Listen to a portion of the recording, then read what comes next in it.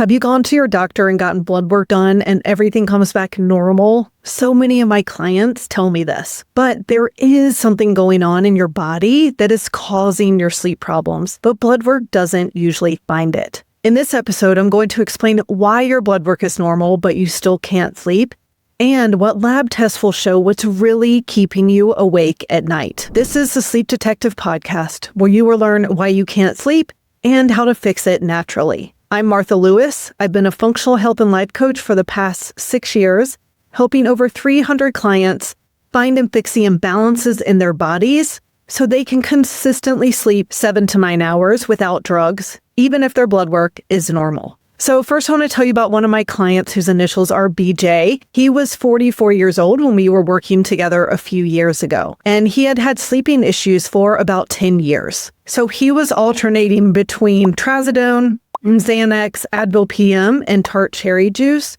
every night to sleep. He needed at least something to sleep. So he was a pretty young and healthy person. His blood work was always normal. His doctor told him he was fine, but the functional lab test I ran showed that he had extremely high cortisol at night, so no wonder he wasn't sleeping. He had 2 parasites, not enough of the good bacteria, and his gut was damaged. He had depleted hormones like testosterone and DHEA, and he had some mineral imbalances as well. And so all of these underlying imbalances were contributing to his poor sleep. And within just a few months, BJ was able to fall asleep easily and go back to sleep in the middle of the night without needing any kind of drugs or supplements to help. So I first want to explain why blood work isn't showing what is causing your sleep issues. And the first reason has to do with the fact that the reference ranges on blood work are based on an average of the people taking the test. And unfortunately, we have a very sick population this day and age. So the reference ranges are saying, hey, if you are 25%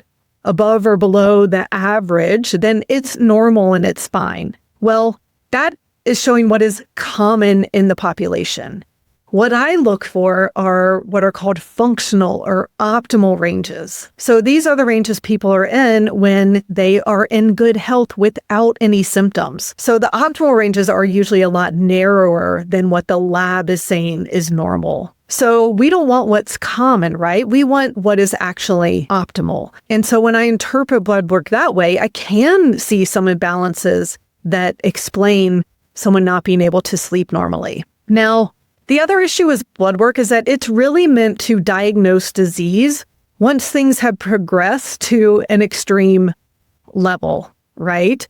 So when we analyze blood work using functional ranges or optimal ranges, then we can find imbalances that are starting to happen before you get to where you're being diagnosed with something serious. And then usually the solution to imbalances in blood work is to prescribe a drug. So you have high cholesterol, take a statin. You have high TSH, the thyroid stimulating hormone, take levothyroxine. Your hormones are out of balance, take birth control. The problem is these drugs are all just a band-aid to cover up the imbalances. They aren't actually addressing why those markers are out of balance in the first place. And any drug is going to have side effects. So blood work is valuable if you use the optimal ranges instead of the lab's reference ranges. So, sometimes I can see, yes, someone does have some inflammation. They might have a chronic infection. Their liver might not be working optimally. But if your liver enzymes are out of range, for example, blood work isn't telling you why.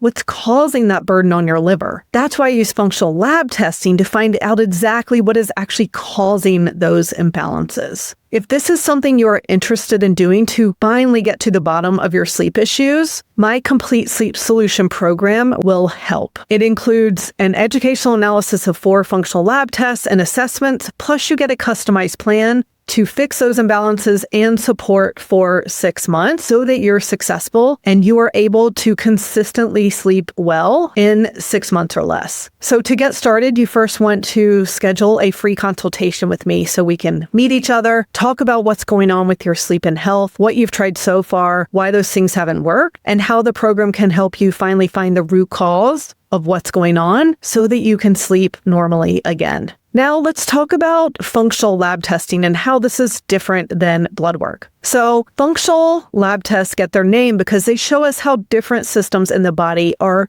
functioning or working. So they aren't pinpointing anything specifically. They're not diagnosing a disease specifically. Instead, they're showing the big picture of how different systems in your body are working together as a whole. So they can show me what's causing sleep issues, like different hormone imbalances can cause sleep issues. Your gut can cause sleep issues, liver detox, neurotransmitter deficiencies, toxins like heavy metals. All of those are what functional lab tests show. The blood work is not showing. So I love to compare it to a car. So when your check engine light comes on, that's telling you that something is wrong, right? So if you take it to a shop, or even before you take it to a shop, if you just open up the hood and look in there, that's like very surface level, right? Like, okay, there's all the hoses are attached. There's no cap off, anything like that, right? So that is like what blood work is. It's very surface level. Functional lab tests are like when you take it to the shop and they plug it into the diagnostic system so that they can see exactly what's going on and what is causing that trigger of the check engine light to come on. So that's how functional lab tests work, is it's like plugging it into the system so we can see what's causing sleep issues. So I use 4 different functional lab tests that give me the most information for the least amount of money to find what's keeping you awake. So the first one is called the hormone zoomer. This is a urine test that shows, first of all, what's going on with your cortisol. So you might have tested cortisol in blood work and maybe it's normal or maybe it's high, but that is just looking at that second in time. What we want to look at is your pattern throughout the day. So your blood work could say cortisol is normal at that morning when you took the test, but it could have been way higher in the middle of the night, which totally explains why you aren't sleeping. So seeing your pattern is what's most important. It's going to look at your sex hormones, how they're in balance with each other, which is really important. And it shows how they're being broken down by the body, which gives me different clues into how different parts of liver detox are working for you. Now, the second test is a gut zoomer. This is a stool test that is looking at overall gut health. It, first of all, tells us what's living in the gut. So it's looking for dozens of good bacteria. It's looking for dozens of pathogens.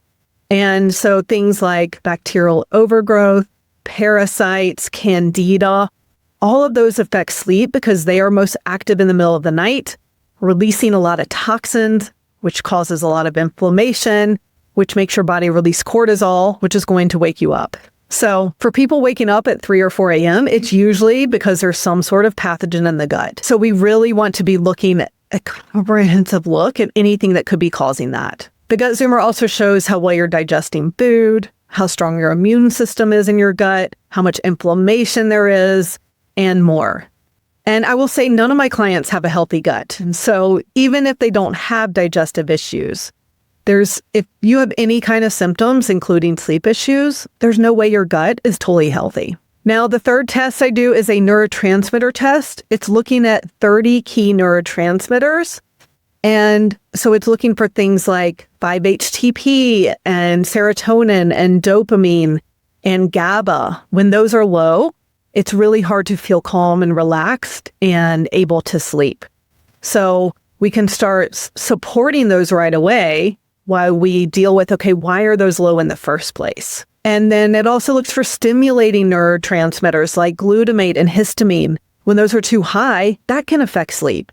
So we can start helping your body lower those while we also address, okay, why are those high for the long term so that you don't have to take something to lower those forever. And then the fourth test I do is called the total tox burden. It's looking for 3 types of toxins. It's looking for environmental toxins like pesticides and BPA. It's looking for 20 different heavy metals like mercury, aluminum, uranium, and more. And it's looking for 29 different mycotoxins, which are from mold. So toxins cause a lot of inflammation in the body, which then the body has to constantly make medication. So they definitely affect sleep. So I want you to know, if you can't sleep, there are imbalances in your body that are keeping you awake, even if your blood test results come back normal. And so if you haven't done this kind of functional lab testing, then this is what has been missing. And I just want you to know that your body is meant to sleep normally. And so you don't have to live with this forever.